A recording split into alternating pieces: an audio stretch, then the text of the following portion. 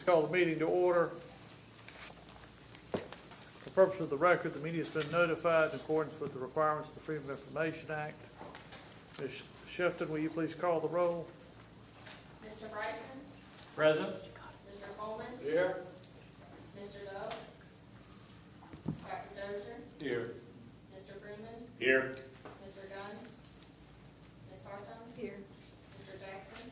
Here. Mr. Jones? Here. Mr. Keels? Here. Ms. Lebanon? Mr. Lee? Here. Mr. McIntyre? Here. Mr. Moore? Here. And Dr. O'Connor? Here.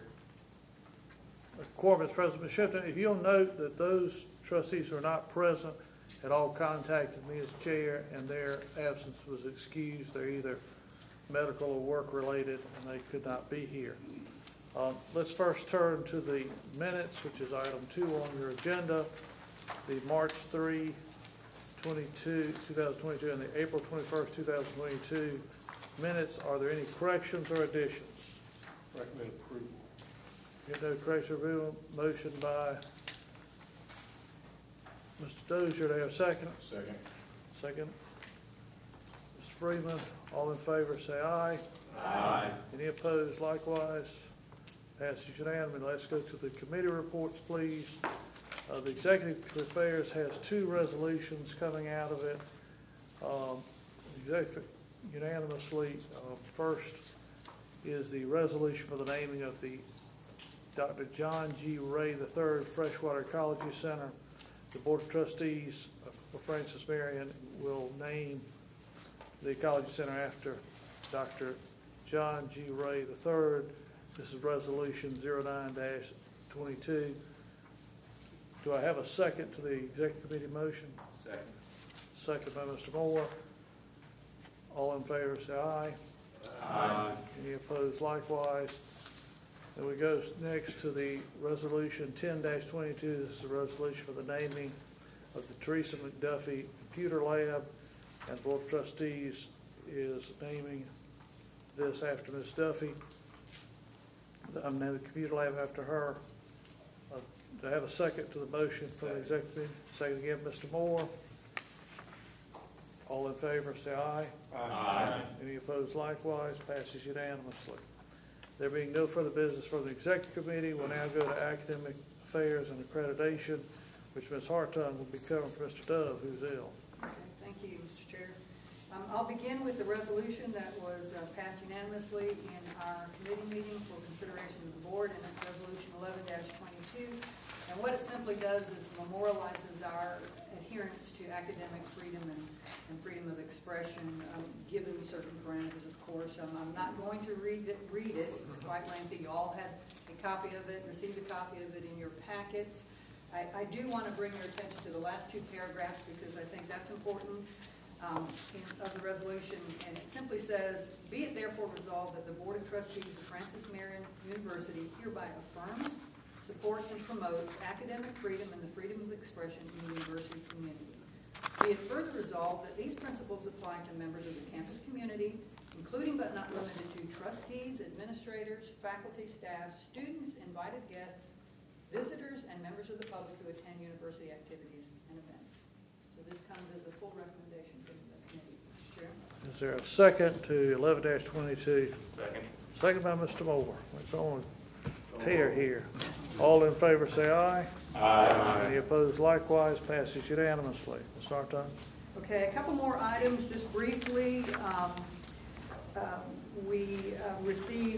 university received an approval of our mission statement. As you recall, the mission statement was approved by this board last year, sometime last year, I believe it was in November, and it had to go, and it simply was a change in that we changed the type of university that we are from a comprehensive teaching university to a professional doctorate university. And that change in our mission statement had to be approved by the CHE.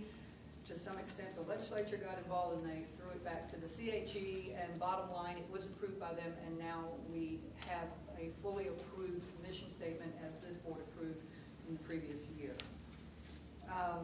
Our forestry program is doing, the planning for it is doing well. We are anticipating the start of that forestry program to begin in the fall of '23, and I believe Fred may report that we've got money in the budget for the new building for that 4th Street.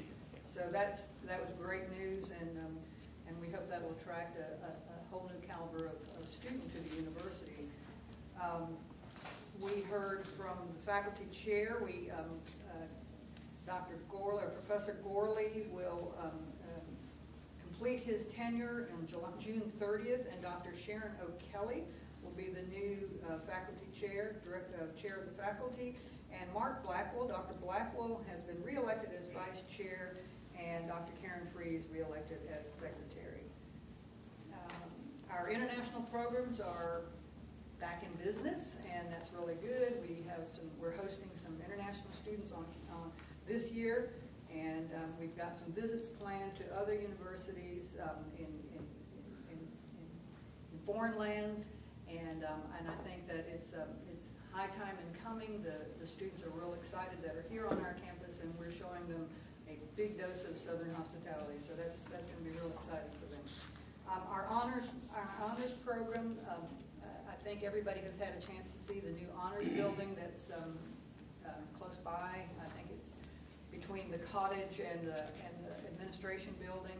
And believe it or not, that program alone, we heard today, is attracting students who are eligible to be in the honors program simply because of the beautiful building and the variety of courses. We got a brief summary, and I'm not going to go through them, but the courses are really exciting. Some of the ones that they're offering to those students are in the honors program, so I think that'll be a big draw for the university in years to come. We then heard various reports from our colleges and schools, which I told them at the meeting today that that's always my favorite part because there's so many exciting things and so much activity going on at this university. I always get energized every time I come here, and I pass it on to whoever will listen to me. But I just think that we are very blessed with a talented faculty, and that comes out when you hear the scholarship that they're undertaking and the awards that they're being awarded, and the good things they're doing for this university. And I'm so proud of them. And that concludes my report. Thank you, Ms. Harton. Any questions, Ms. Harton? Hearing none, we'll go to Development and Alumni Affairs, which is Mr. McIntyre. Yes, Mr. Chairman, our committee met earlier with Lauren Stanton, Vice President of Institutional Advancement.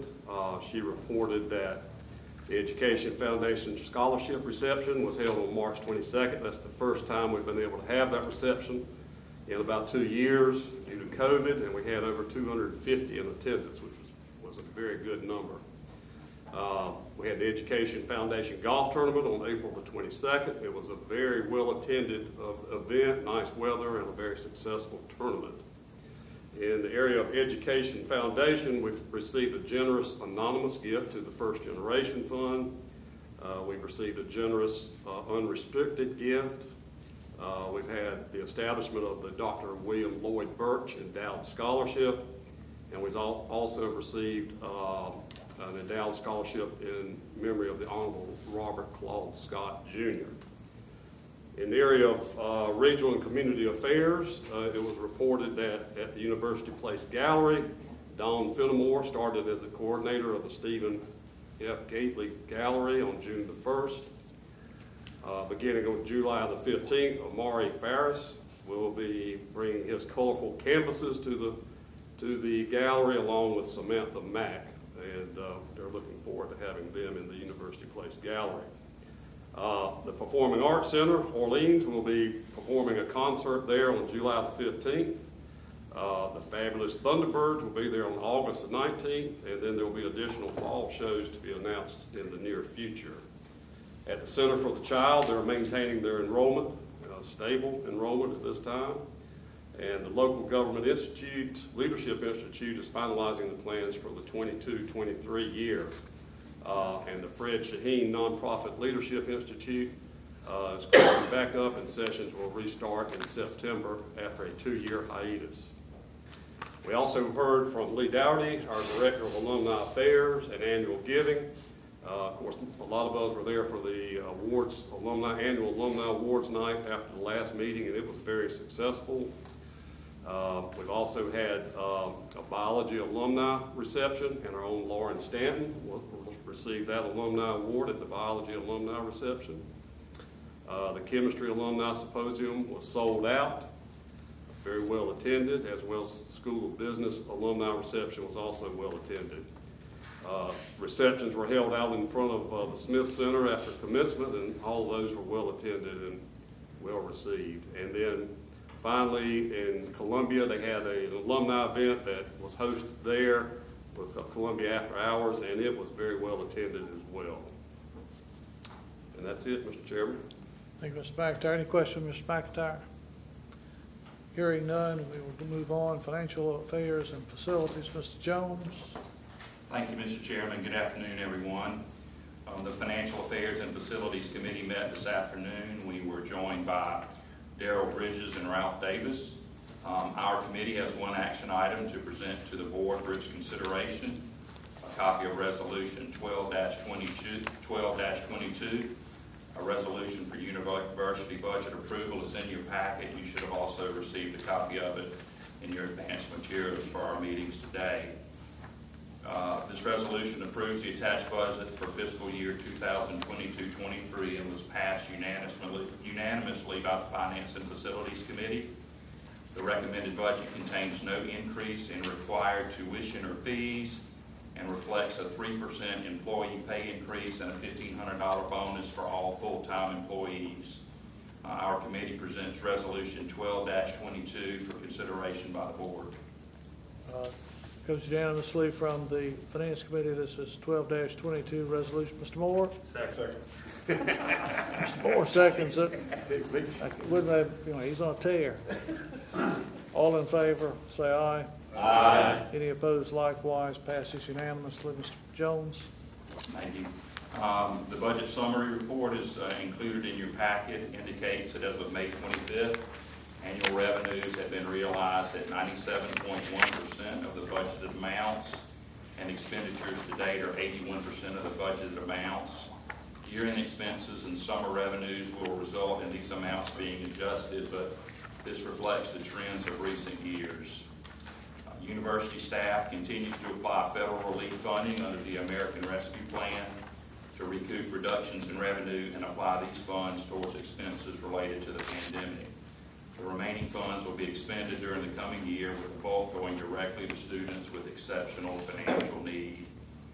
We had a full committee report. There's lots of details around buildings and capital projects, but I'm going to yield to Dr. Carter, and I think he'll discuss those in greater detail in the President's report. Mr. Chairman, that concludes my report. Any questions, Mr. Jones? Hearing no question, Mr. Jones, we'll next go to Student Affairs and Athletics. Ms. Leatherman is excused. Who's going? Mr. Chairman, I'll give a report. Dr. Thank you very much. Student Life and Athletics Committee met. We have reports. Student Government Association recap of their year. They were very busy this year. Just finished their annual SGA banquet and awards. They're working hard on future outreach. I think the number's a little off, probably because of COVID and a few other things, but right now they have 3 people running for president. They're working to change their structure. Student Life Office, Dr. Kennedy reported, very busy with student activities and initiatives. They're continuing with the food truck Thursdays, fall, the FMU Cell Cinema student film, short films, working on that.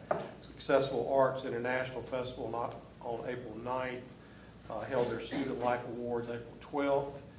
Ended the semester with a high note, block party that included a boat race, Greek games, and lots of fun. And in case you're wondering, put it on your calendar, Back to School First Friday Festival on August 26th.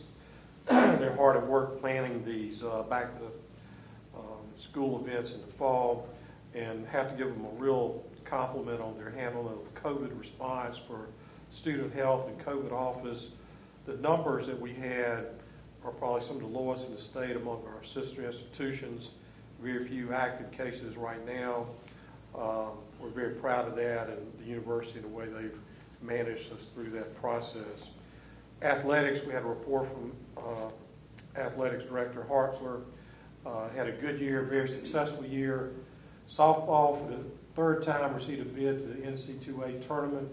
Probably one of the things I was most proud of, Ashton Patterson had a double major 4.0 academic All-American. A lot of the athletic teams did extremely well academically. The golf team had one of their best seasons, placed second in the conference tournament. Women's basketball was very successful, 18-13, advanced into the finals of the championship game. Head coach Gary Edwards named recipient Man of the Year for the College Insider. Our athletic student athletes, let's see, we had 47 students named to the D2 Athletic Director's Honor Roll, at least 45 with 3.5 cumulative GPA for 2 years in school. That's exceptional, and we're very proud of that. Fundraising, the athletic auction finished this year with a total of almost $38,000. Had a successful year. I thank him for his report. That concludes my report, Mr. Chairman. Thank you, Mr. Dozier. Any questions for Dr. Dozier? Hearing no questions for Dr. Dozier, we will now move on to the President's report. Dr. Carter. Yes, Mr. Chairman, let me just follow up on a couple of comments Trustee Hartung made a few minutes ago. With the approval on the part of CHE of our new mission statement, we truly have elevated to a different sector in South Carolina higher education. This professional doctoral sector allows us the ability now to develop doctoral programs within certain professional areas.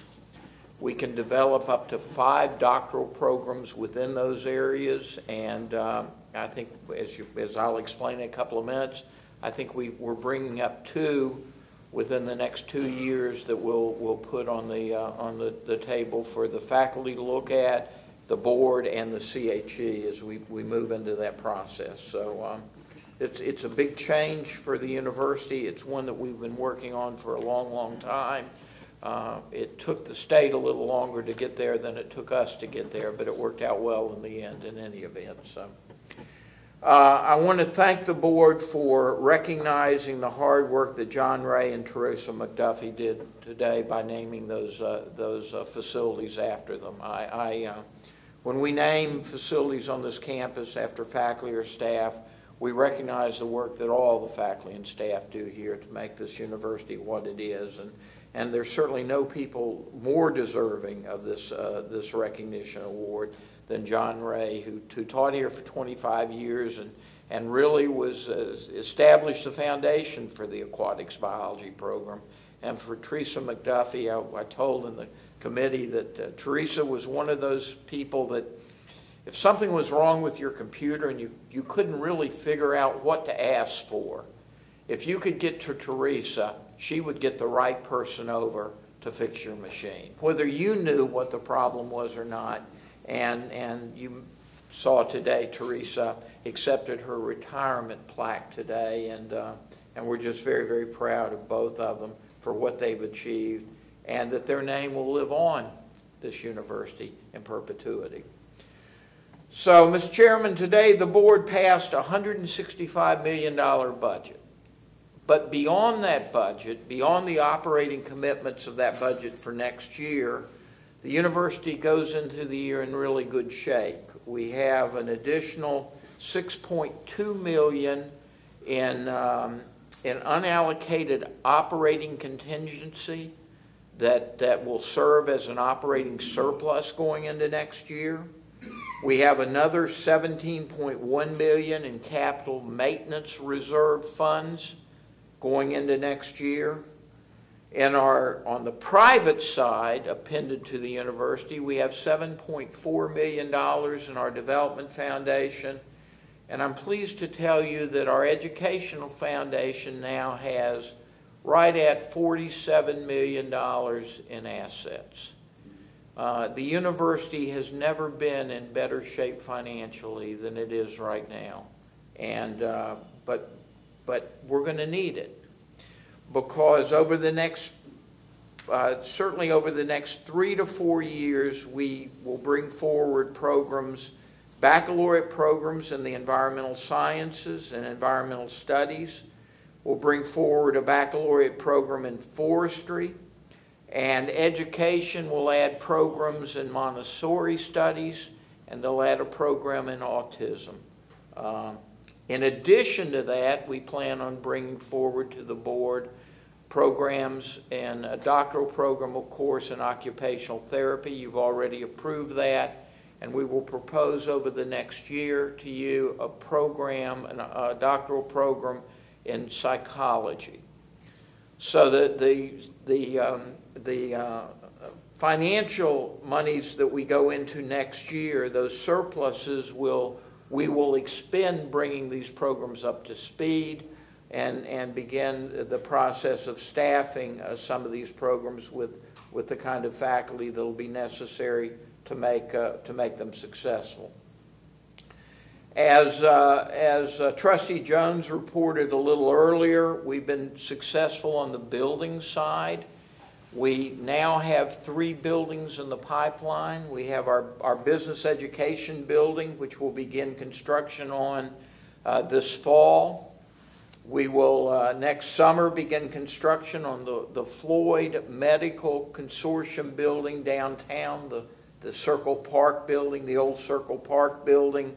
And about this time next summer, maybe fall of 2023, if not the summer, we will begin construction on the forestry building, the new forestry building, which was just funded in this Appropriations Act. So I would point out to the board, and I would point out to the faculty and staff here, all those buildings are fully funded. None of those buildings will require any addition to student tuition or fee bills. And hopefully all of those buildings will be up and in place by 2025. It'll give a new look to campus, and I think it will allow us to move forward with our academic programs in a way that we probably couldn't have imagined a decade ago. So if you think back with me, we came to the conclusion about 2003, 2004 that we needed to expand our liberal arts, our business, our education programs here, and we went into the health sciences, medical science field. We've continued to work on that field over the past 15 to 18 years. We added engineering about 8 to 10 years ago. So this fall, our mechanical engineering program will go through its accreditation review. Once that accreditation review is satisfied, then we'll start planning for our 3rd engineering program. Mr. McIntyre, you asked me about that a little earlier. We anticipate that will either be civil engineering or will be electrical engineering. In large part, that will likely be dependent upon which one the Commission on Higher Education allows us to move toward. So, and of course now, certainly over the next few years, we'll look at the environmental sciences, we'll look at forestry as we continue to expand and grow our curriculum in ways that enhance the opportunities for our students and address many of the jobs that exist across the state of South Carolina. Mr. Chairman, the board comes back together on August the 4th for your next board meeting. I would remind the board that is your retreat, and it's time for us to begin the effort of redeveloping our next strategic plan and our next capital development plan. So the staff will bring to you at that August 4th meeting some planning assumptions for the strategic plan, and we'll bring to that meeting a preliminary draft of the capital development plan for the board to refine and revise as we move forward. Again, that's August the 4th, and that will be a full-day retreat, Mr. Chairman. Finally, the last thing I'm pleased to tell you is today, the Chairman Leatherman book actually arrived. And we have a copy for every one of the trustees that we'll distribute to you as you head out the door and go home. We're very pleased with this. It turned out to be a lot of work on the part of a lot of people. I want to recognize the hard work that John Sweeney put into it and that Lauren Stanton put into it in terms of making this work. I think it truly will be a fitting tribute to Senator Leatherman. And beyond the trustees, the first group of people to get the copies will, of course, be members of the Leatherman family. Mr. Chairman, that concludes my report. Thank you, Dr. Carter. Any questions for Dr. Carter?